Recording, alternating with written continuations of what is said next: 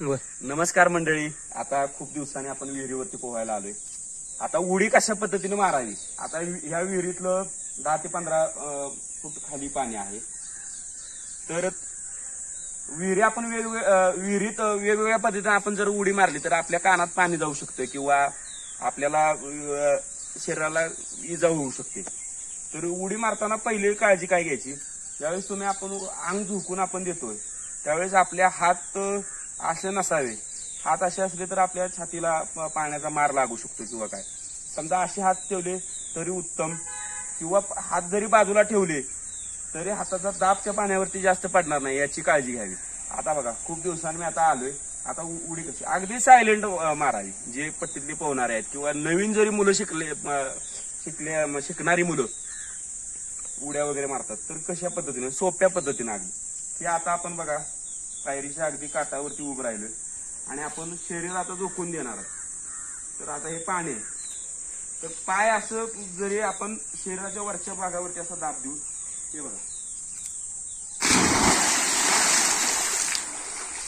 या पद्धतीने आपण उडी मारू शकतो. किंवा वेगवेगळ्या पद्धती आहेत उडी मारण्याच्या. आता वरती आता मी आलो. आता दुसरी पद्धत दाखवली. इथून अगदी पाण्याच्या इथून पायरीवरून किंवा अशा पद्धतीने पण मारू शकतो.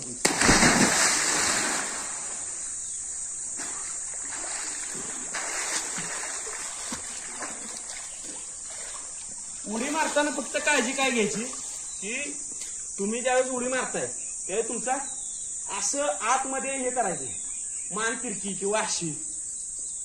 काय होतं ज्यावेळेस तुम्ही जाता त्यावेळेस खाली पाण्यामध्ये जातो त्यावेळेस तुमच्या कानामध्ये पाणी जाण्याची दाट शक्यता असते. त्यामुळे तसा प्रयोग करायचा नाही. अतिशय सोप्या पद्धतीने अशा पद्धतीने किंवा असंही सुद्धा आपण आता मुटका टाईप असं ज्यावेळेस आपण मारतो हे बघा दोन्ही पाय अशा पद्धतीने. आता आपण मुटका पद्धतीने सुद्धा आपल्याला पाण्यामध्ये आपण उडी मारू शकतो. अशा काही पद्धती आहेत. आणखी पद्धती तुम्हाला सुद्धा खूप माहीत असतील.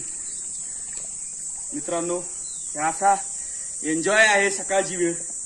धन्यवाद.